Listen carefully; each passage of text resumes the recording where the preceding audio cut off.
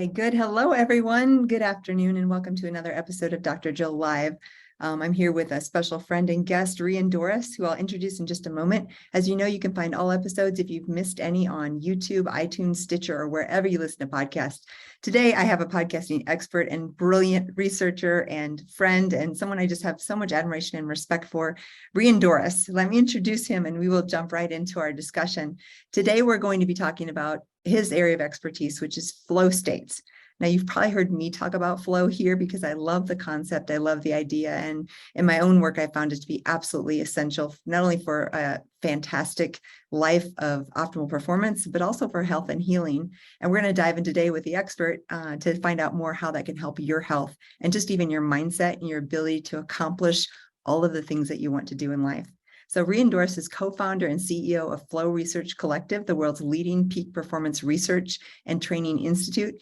This is focused on decoding the neuroscience of flow states and revolutionizing the way we approach work. And I'm going to add health and healing to that today. Rian's helped thousands of entrepreneurs and executives achieve peak performance, from Accenture to Audi to the co-founders of Etherium. His work has been featured in Fast Company, Forbes, and Big Think. He's also the co-host and host of Flow Research Collective Radio, and this is an iTunes top science podcast. He holds a degree in neurophysiology from Trinity College in Dublin and a master's of science in neuroscience at King's College in London. He's currently completing an MBA at Quantic University. You must love to learn, Rian, like me. Yeah, I'm a nerd. It's like the chasing of, yeah.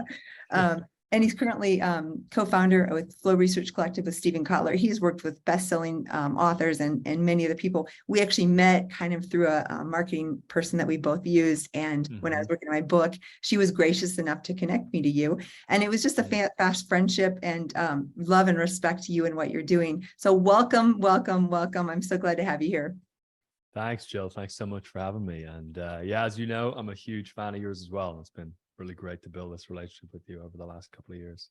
Thank you. Thank you. So I always love to start with story, because story drives what we do, why we do it, the purpose and meaning behind our lives. And I'd love to know, just very briefly, where you grew up. Obviously, you have a great education and you're continuing to learn and grow. And then how did you get into flow research, and what intrigued you to find out more about this and actually be kind of, I think, the leading edge of really delving into what does this mean for our health of mind, body, and spirit? Yeah, it's a fun question. I grew up in Ireland, which is what's going to explain the slightly contorted accent for people. And I grew up on the west coast of Ireland in a pretty remote area, a county called Mayo. I kind of describe it to Americans as the Alaska of Ireland. It's like right on the tip of the Atlantic, one of the closest spots to New York from Europe. And when I was age 1 through 12, I would go to India every year with my parents. They had a meditation practice that they did in a part of southern India called Chennai. And I actually learned, funnily enough, to walk as a 1-year-old child in an Indian ashram, which was a bizarre contrast between kind of the Baccabians in the country in Ireland and then India. Very, very, very stark contrast and juxtaposition. And had a lovely childhood.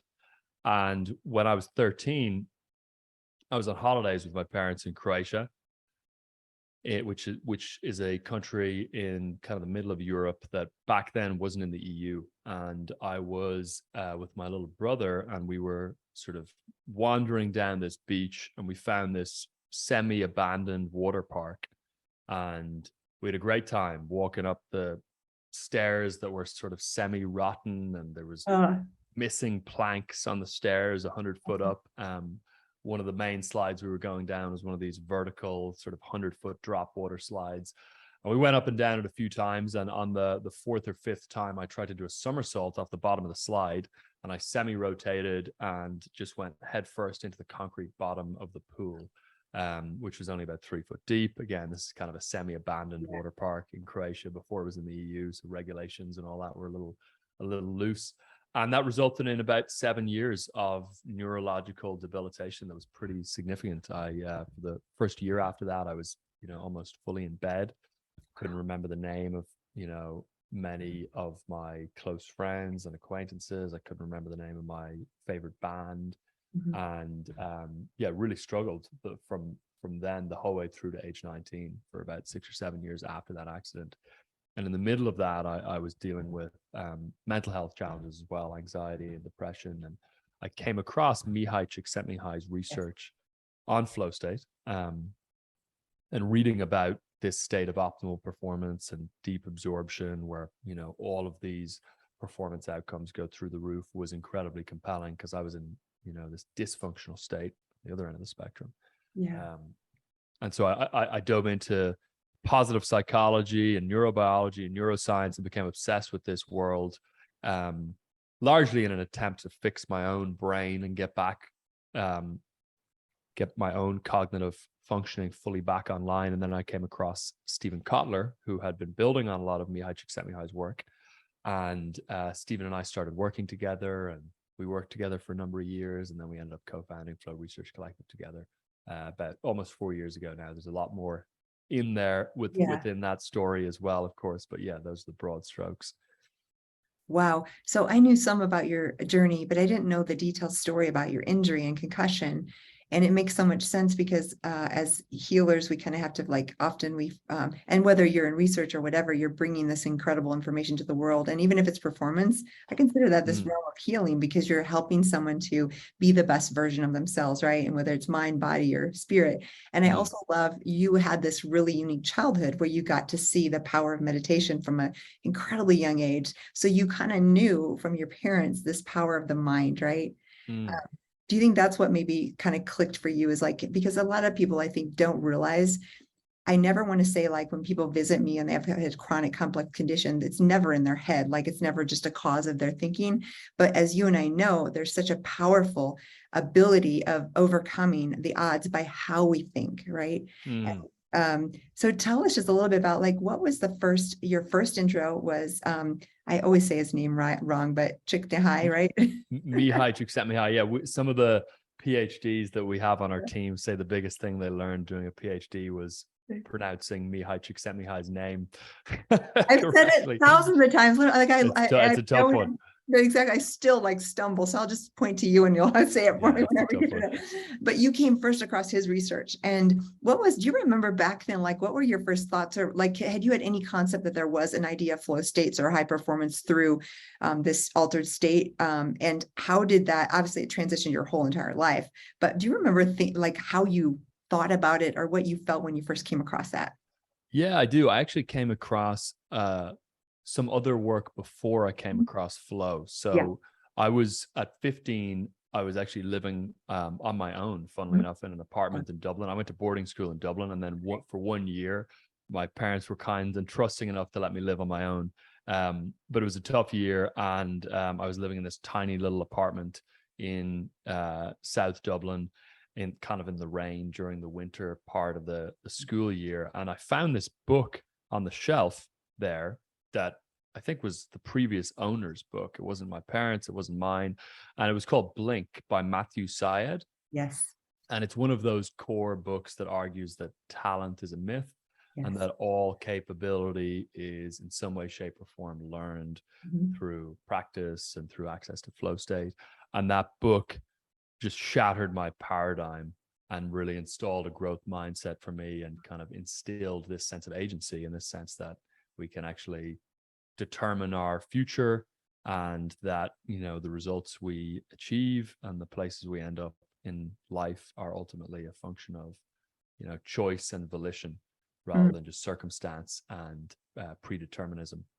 So that was the book I actually first came across that opened me up to this whole world.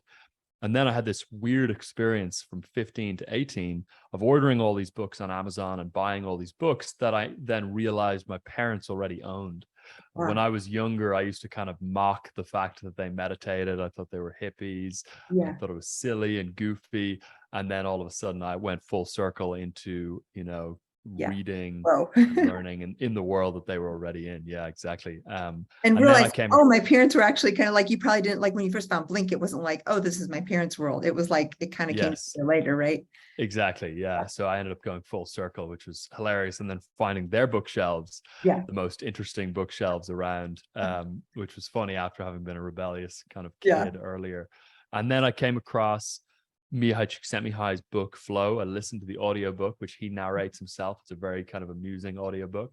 And then I came across Stephen's work on a podcast with Dave Asprey, who I know you know, Jill. Yeah. And then I added him as a friend on Facebook, which I had a habit of doing this. If I met someone Yeah. or heard someone cool, I would just search them on Facebook and try and find their personal account and then just click add friend. And I did that when I was about 17. Wow. And a couple of years later, I'd kind of forgotten who Stephen was at the time, vaguely remembered. Yeah. And he posted a Facebook status asking for interns. Oh. And I was only 19 at the time. And I shot him a Facebook message, said, I want to be your intern. And that's where it all began. So. Wow, I love that. And I love your just like your drive. You know, this is one thing I think that I see with a lot of people who are very successful. There's this internal drive to find answers and to figure out whether it's your problem, someone else's problem, or whatever you come across. And you clearly had that, because at 15, when you read the book Blink, this was after your accident, right? Like you were actually in the midst of kind of rehab. Were you at that time struggling cognitively, or were you feeling like you were getting ahead? Like, yeah, how were you feeling at that time when you started to really find this information?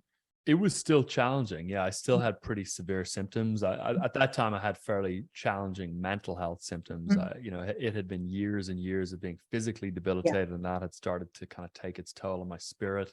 And I was feeling low and struggling with depression and anxiety at the time when I found that book Blink. But yeah, I definitely agree that there is this innate desire within certain folks to find answers. Tim Urban, who's the author of a blog called Wait But Why, which is one of my favorite blogs, he calls it clearing the fog. And it's that desire to just clear the fog and get clarity on these big answers to foundational questions about life and the human condition. And I definitely had that age.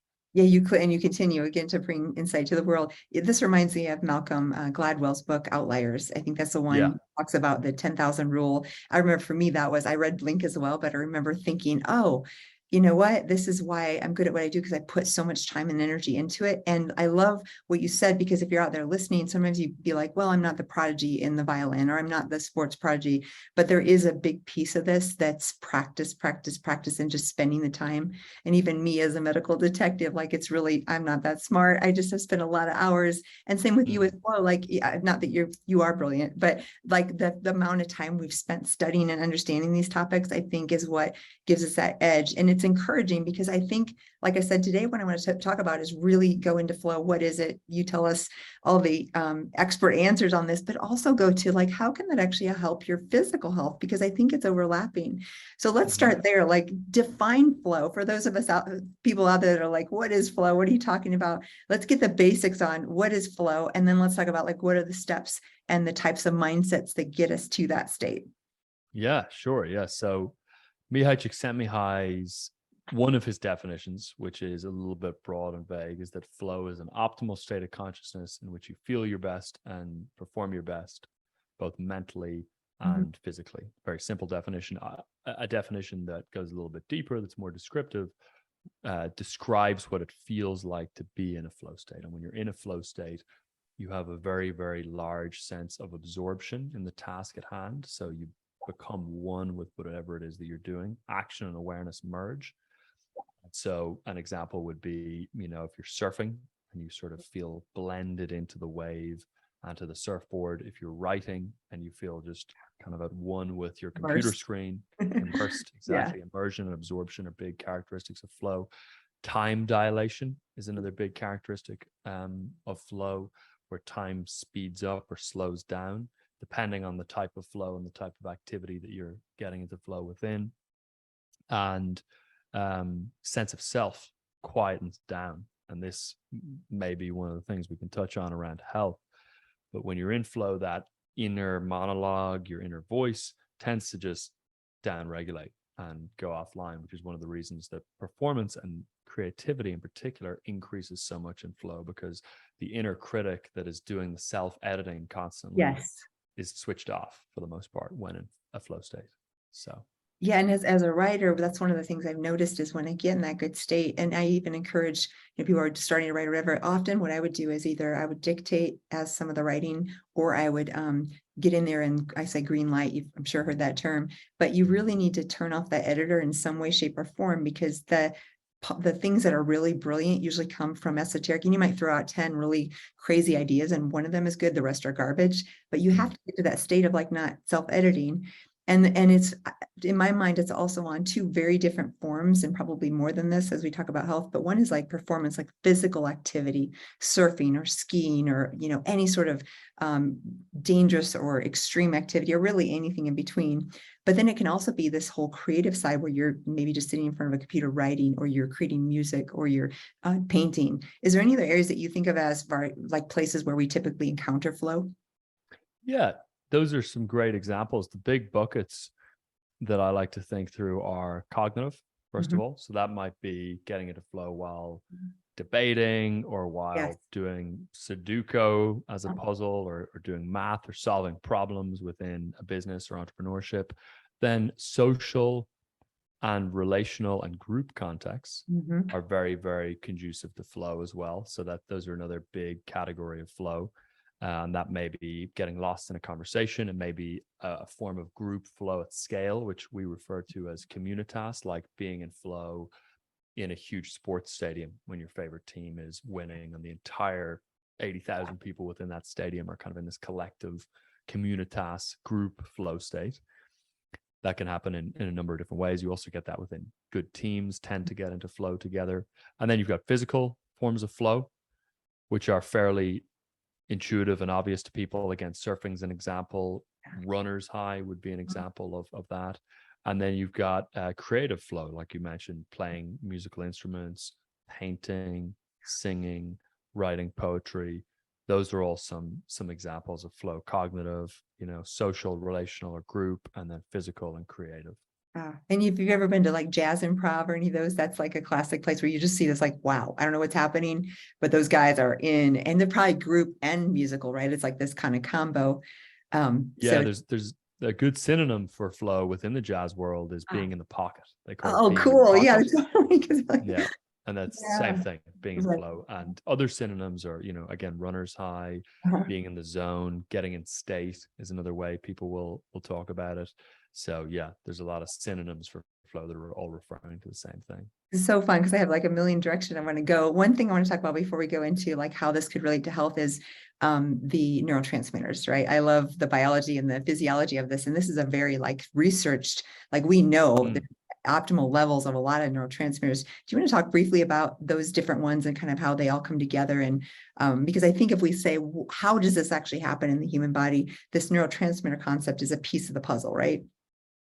Yeah, the neurotransmitters that we believe show up in flow, the evidence is still a little bit inconclusive, is serotonin, norepinephrine, anandamide, endorphins, and dopamine. Dopamine particularly plays a role at the beginning of flow in honing attention and kind of tuning the signal to noise ratio. There's 22 different triggers or preconditions for flow that have been identified in the literature by Mihai Csikszentmihalyi since the 1960s, and each of those triggers that drive you into a flow state, and I can talk about some examples of those, tend to in some way, shape, or form impact dopamine, which impacts attention and focus, and then results in flow beginning to and there's addictive potential there too, which is in this way I think is a very healthy, but it's something when you go into flow, I've been there, you've been there, you want to go back, right? You want to like, what's the next, whether it's your runner's high, or because some people, and so I think that there's this piece that's actually self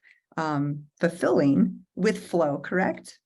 100%. Yeah, there's a few things to mention there.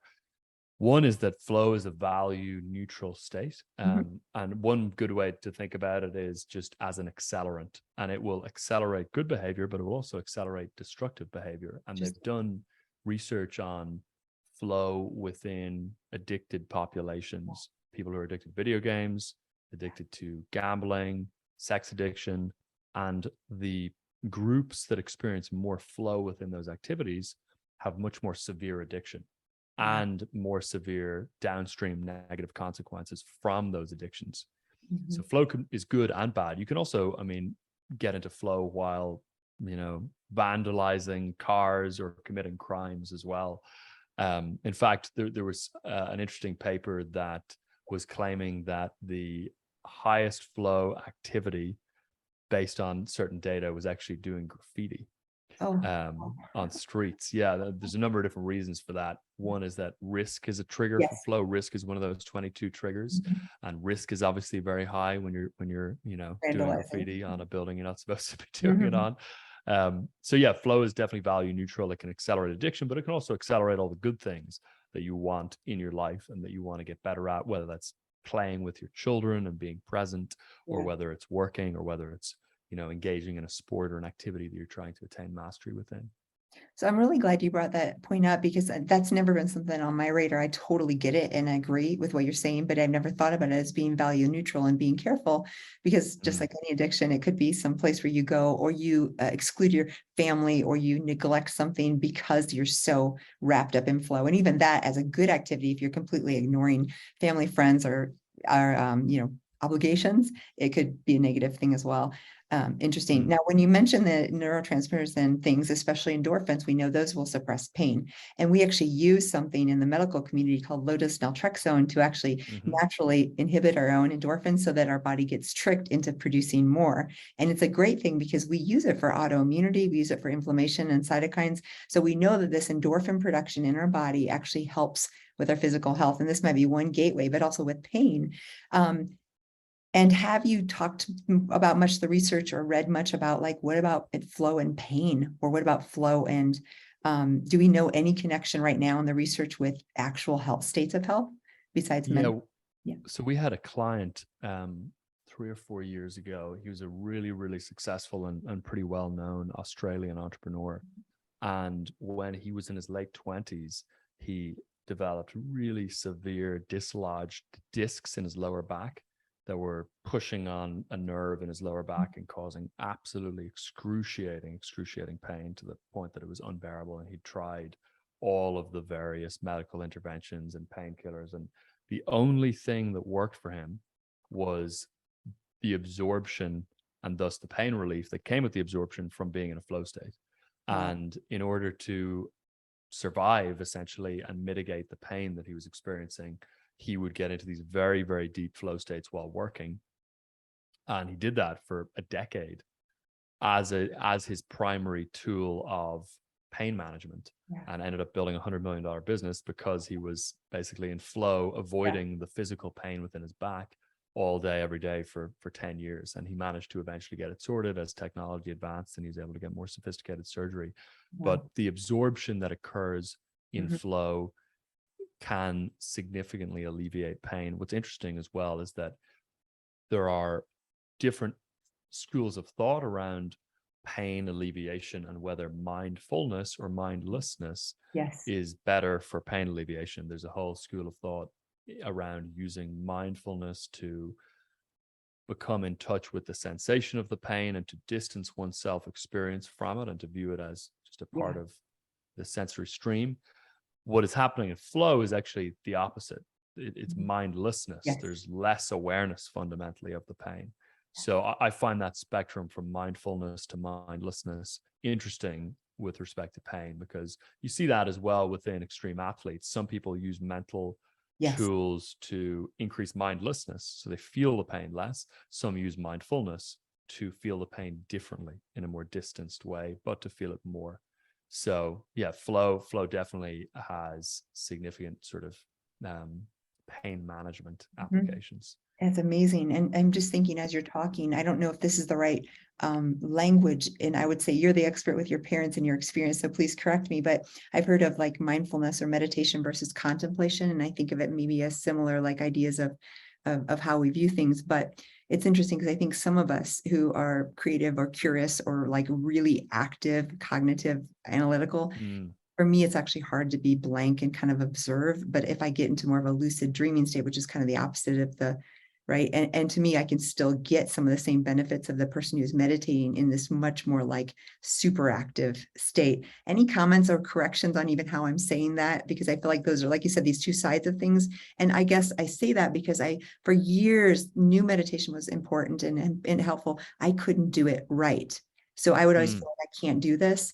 But what happened was when I got to this other side, which is almost like a lucid dreaming, where I'm like visioning things that would happen and like manifesting, that's where I do my best, but it's almost the opposite of meditation.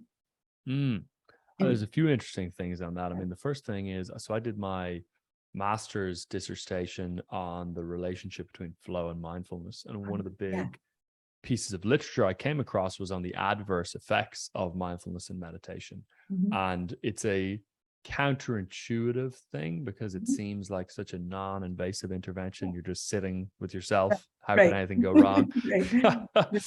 But there's actually quite compelling literature, especially within young males, that mindfulness can actually result in adverse effects, increased anxiety, increased rumination, increased self-doubt, and things like that. And the other thing that we often recommend to clients and that we say a lot is that mindfulness and meditation is simple but not easy. It's actually a very sophisticated practice, and it's challenging to become good enough at it and disciplined enough with it that it bears significant fruit. And often an activity that increases mindfulness, but that is not mindfulness, because you can have increased dispositional mindfulness, meaning overall mindfulness in your day-to-day life, through means other than state mindfulness, meaning getting into a mindful state while meditating. So other things that increase dispositional mindfulness can be better. And examples of those are breath work, or what you're emphasizing, sort of a lucid dreaming type of meditation, or journaling. I can create movies in my head about what, or it's something I want to happen. I can actually create a very realistic, complete like scenario. It's like a dream, but I'm awake, right? And I'm actually controlling the outcome. And I find for me that takes me to such a really amazing state that it feels like what I assume would be similar to the observing of thoughts and the kind of detachment. And again, I'm curious because I felt like that thing you mentioned. I think what I've seen in patients and a little bit myself is if we have trauma and we are go, go, go, go, go and thinking all the time, and we're using our analytical mind or our physical body to move, because when we're still, those pieces start to percolate or bubble up. I think those type of people, and I'm pointing to myself, have more trouble with the stillness, right? Because they either have to deal with that anxiety or that fear or that sadness that comes up that they've just been running from. So there's a happy medium. I think you need both. But any comments on that? Like, do you think there might be association with unresolved trauma and lack of ability to be still with yourself? Definitely. Yeah. We had Laird Hamilton on our podcast. He's the big wave surfer. He's surfed some of the biggest waves on earth, and he's an incredible guy. And he was talking about how when he wakes up in the morning, the first goal that he has is to exhaust the system. And he does that by, swimming dozens of lengths of the pool, doing a 90-minute workout, going for a surf, doing breath work, doing an ice bath. And he's literally soothing his system and increasing the degree to which his system is able to relax and slow down. And for someone like that, who is very type A, hyperactive, I don't know about Laird specifically, but a lot of people in this kind of bucket have challenges with ADHD. And when that is your constitution, an intervention like mindfulness may not hit hard enough to really settle your system and get the snow globe to start to settle down. And so things like breath work, ice therapy, heat therapy, exercise, more active forms of meditation like the one you were mentioning, Jill, can be much more effective for people like that who really have a high degree of cognitive activity that they have to rein in. And I love even just that we're talking about the ranges, because I think that was my problem years ago, was I heard mindfulness as one form, and because I didn't fit, I felt like I was failing or doing it wrong, or and so I always love to talk about this because there's got to be other people like me that have tried that and like, oh, that doesn't quite work for me, but this other thing that's close does. And I want to make it more acceptable to people and patients that you can choose what works for you, and it doesn't have to be one size fits all. But it is good to stretch, right? Like even for me, it's good to try things that are not, or maybe not comfortable.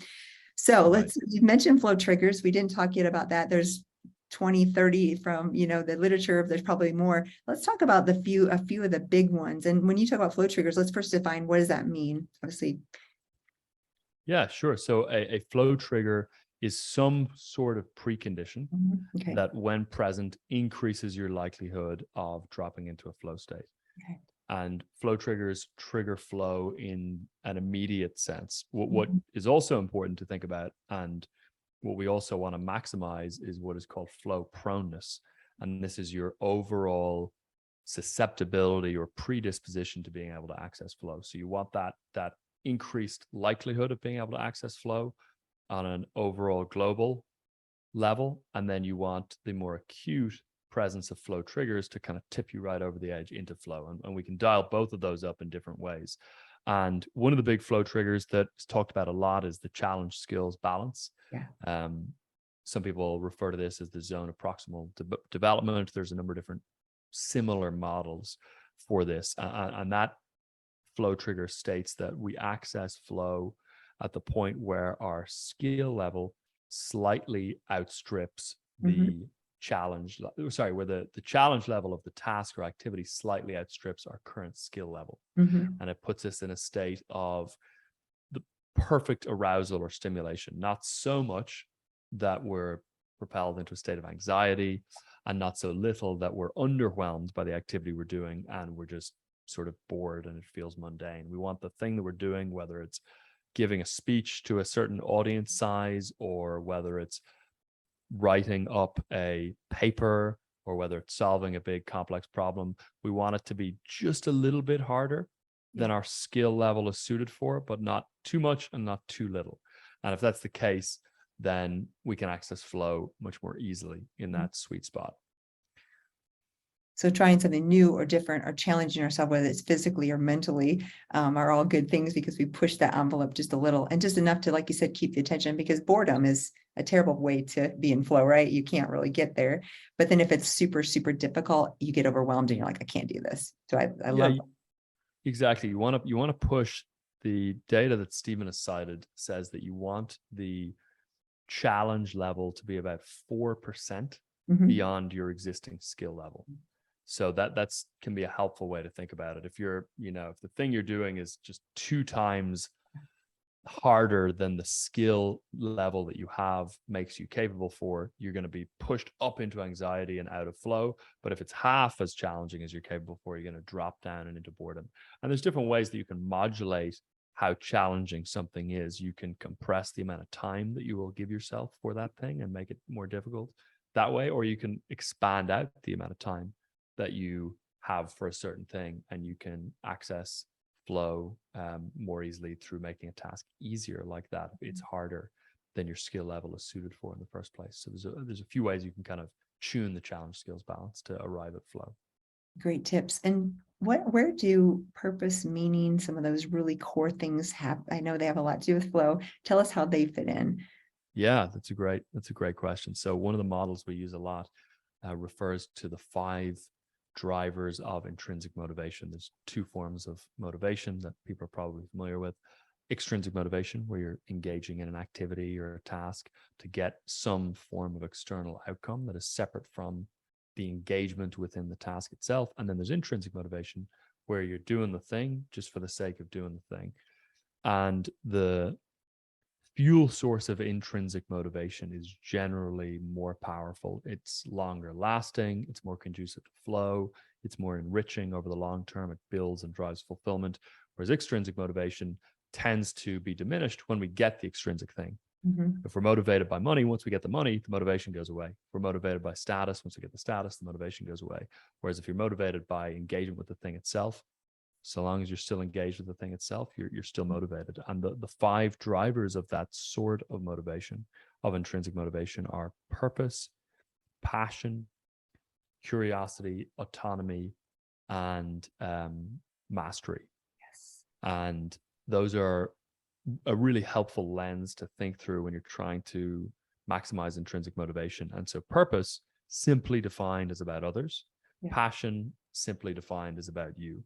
You may be wildly passionate about playing the piano, but if it's not linked to some sort of purpose that impacts others, you will have less overall intrinsic motivation. But if, for example, you're wildly passionate about playing the piano and you play the piano for huge audiences in a way that is incredibly moving and meaningful for them, you then add that purpose component in. And as a result of having both of those boxes checked, intrinsic motivation tends to go up. And the more intrinsic motivation tends to go up, the more that flow tends to occur. And the more that flow tends to occur, the more intrinsic motivation tends to occur. So it becomes this compounding feedback loop that builds on itself, because flow is autotelic. The more we get into flow within an activity, the more we want to re-engage with that activity for the sake of the flow state itself. So it sort of builds on itself in Right. compounds, and this is how you create really, really high levels of drive within people.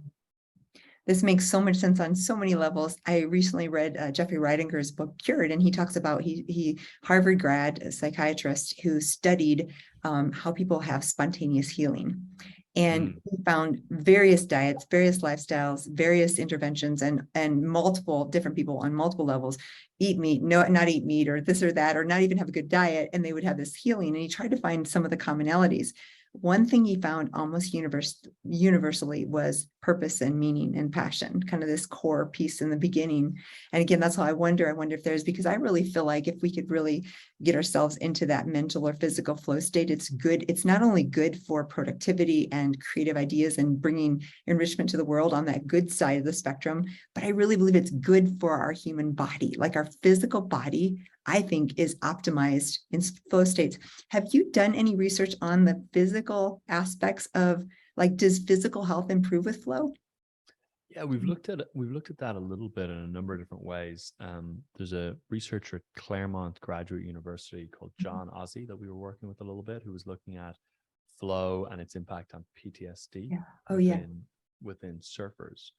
There's a few pieces to how flow may impact physical health. One obvious one is that if you're able to access flow when doing an activity that is conducive to positive health outcomes, like running or some form of exercise or even some form of social connection, you're going to end up engaging in that activity more frequently. And as a result of that, you're going to access flow more frequently and the benefits of whatever the activity is from a health standpoint, whether it's, again, a form of exercise or connection. There are some more speculative thoughts around direct mechanisms that flow may have on physical health. Stephen had chronic Lyme disease for years. In his early 30s, he was completely bedbound. He was suicidal for 3 years. And a friend came and dragged him out of his bed and forced him to get on a wave, actually just down the road from where I am in Sunset Beach, just past Santa Monica here in LA. And he had Lyme disease and could barely even walk. So the idea of surfing was just completely bananas for him at the time. But his friend persisted, and he ended up getting into a flow state on the wave and having this huge uptick in energy in the following days and a huge alleviation in the symptoms of Lyme. And he went back again a week later once he'd recovered and had an even bigger uptick of energy with even less recovery time, and back again and again. And his Lyme disease eventually ended up subsiding, I should say. And he thinks there may be something to do with the neurochemistry of flow and how that alters Lyme or cognitive function, and that was somehow, resulting in the alleviation of Lyme, which is really interesting. So there's some interesting sort of hypotheses around it. This makes so much sense to me, though, because what I see is, like I said earlier, we have this model, and I'd love to, I'll have another conversation about, doing research. I'd love to be involved in that on this level, because what we know medically, I mentioned low-dose naltrexone and the mechanism, because you're actually inducing endorphin production. And that's one of the likely things that is present in all flow states. And we talked about that pain modulating effect. But the thing that's not intuitive, but that we see with that, is it actually modulates immunity through decreased cytokine production. So when someone has immune activation, and often Lyme or mold or a lot of these chronic, even long COVID, chronic complex things that we see, it's not that infection that's still, it can be still there, but it's really that infection's effect on the immune system and either upregulation or downregulation in this whole interplay between infection and immunity and immune system and inflammation. So if you could somehow modulate immune system to get back up and keep that infection down or at bay and downregulate the cytokines, so we need the immune system to go back up to its state to do what it's supposed to do and control these low-level infections. And then we need the immune system that's overactive for autoimmunity to downregulate and decrease cytokine production, which is the big thing with COVID side effects, long COVID and all that. And again, it's a model that we've seen with all these diseases. And it makes me wonder then if that endorphin, that neurotransmitter, and again, we haven't studied all of it, but I love to see in the future to look at, are these things actually changing our immune system, because I bet you anything that's what we'll see, because we already have a lot of studies on stress in the immune system. And to me, this is like the antidote for stress, like in a simplistic way, it's like the antidote for the stress effect of our lives and our bodies. Who knows? But this is so fascinating, because I think there's the other thing I was thinking about earlier when you talked about collective flow states and having conversations, or those. I feel like this is one of those things with the doctor-patient relationship, or any good friend or any good, confidant, where like, I feel like in the office, I do experience flow when I'm with patients, when I'm really present and I'm really there. And what's neat when you mention purpose and curiosity and passion and mastery and autonomy, I can go click, click, click, click, because what I do in the office every day, I feel like my purpose is to help to heal and transform people's lives. I'm so passionate about it. I get real curious because I love to solve problems. So it's the perfect state for me to be in flow. And if I'm really creating a safe presence for them to engage in that, and what I think can happen, and I'd love your thoughts on this, is as we get into a collective flow, or get into that deep, intense, intimate conversation where they feel safe, they're really opening up, I'm listening with all of my mind, body, and spirit, the answers that come are amazing to me, because I don't feel like I'm that smart all the time, but I get some really great insights. And it's always in that state where I actually think it might be collective flow. Any comments on that, or thoughts on? That's interesting. So the answers that you Yeah. get Yes. seem Yes. So as exceptional. I'm listening, but it feels like I have to be in that really, really intense, timeless, effortless, and complete absorption in this person in front of me. Like, if I can really be present with all of my heart, mind, and soul. And I can think here really well, but often the answers come as more of it feels almost like if it's not just my mind, it's both the intuition and the mind together. Coming from some sort of a muse, almost. That's one of the common experiences in flow, is that decision making starts to feel very fluid and intuitive. And but the reason for that, as you're mentioning, often is that the information seems to just surface. We don't have to consciously recall or wonder or think about things or analyze. It literally flows. And again, the reason Mihaly Csikszentmihalyi called flow was because that's what it feels like. It feels literally flowy.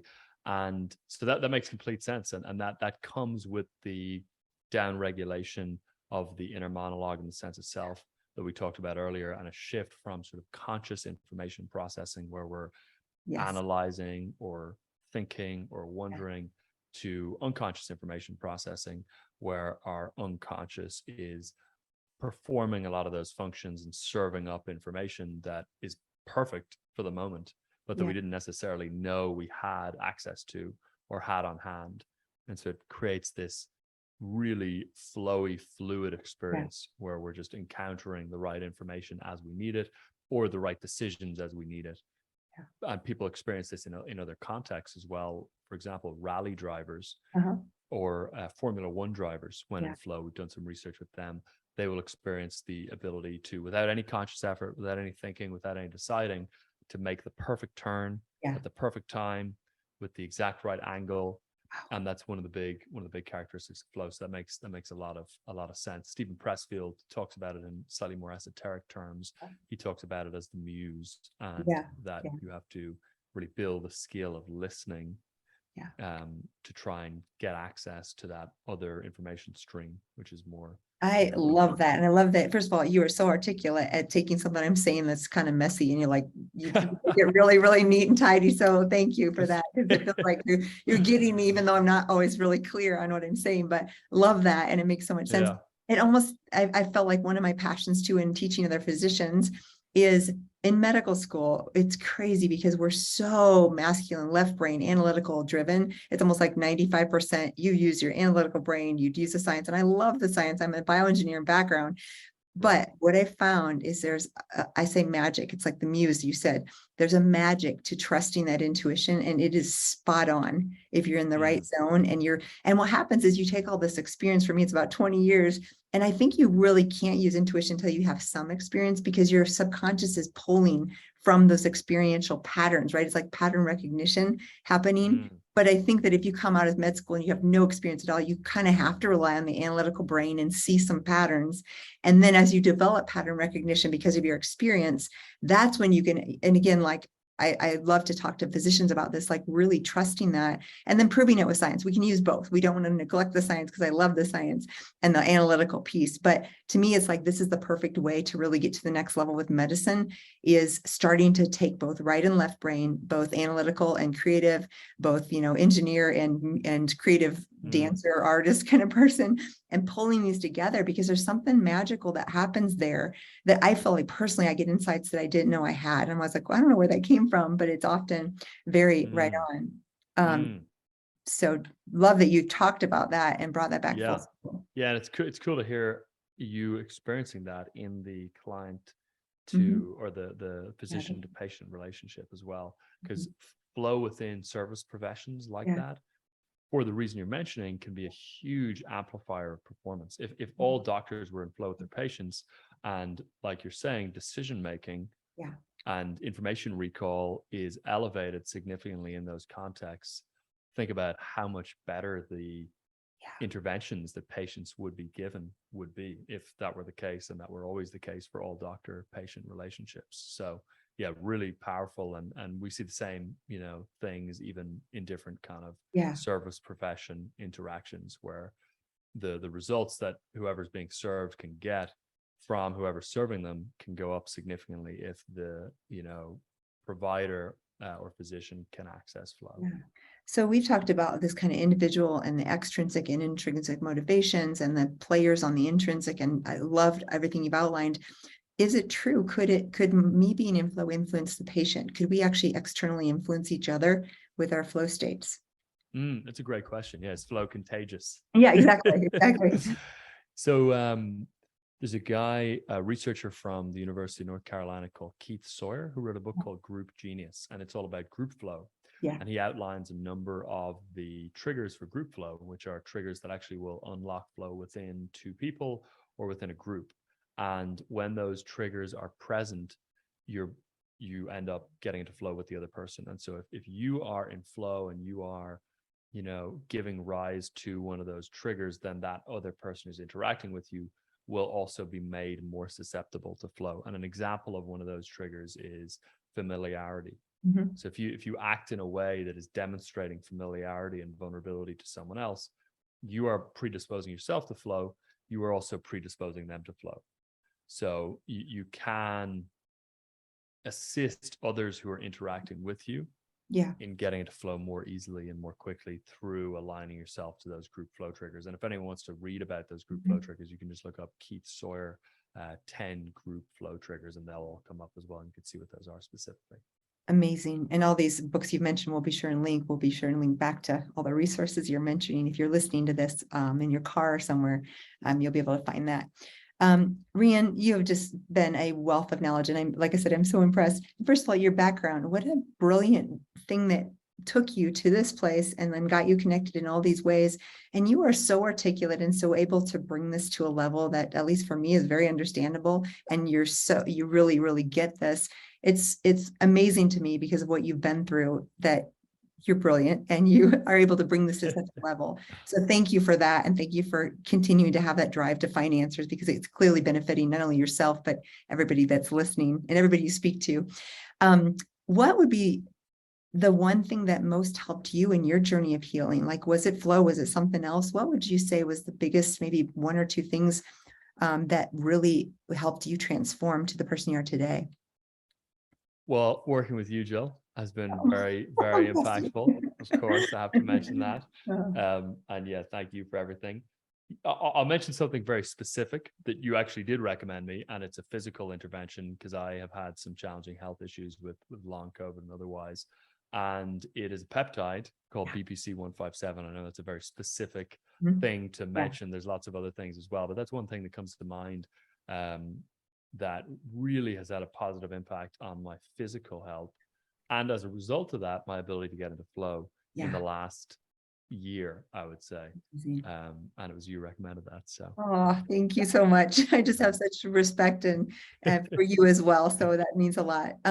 Last final parting words. Any tidbits for someone like new to flow, or like sounds really cool, but I've never done it. What would you say? Where can they go? First of all, I want to give information about where to find you. But before we do that, what next step could someone take if they're really excited about flow and want to learn more? Yeah, one good step to take is Stephen's book, The Art of Impossible. It's very practical and it really outlines how to access flow consistently.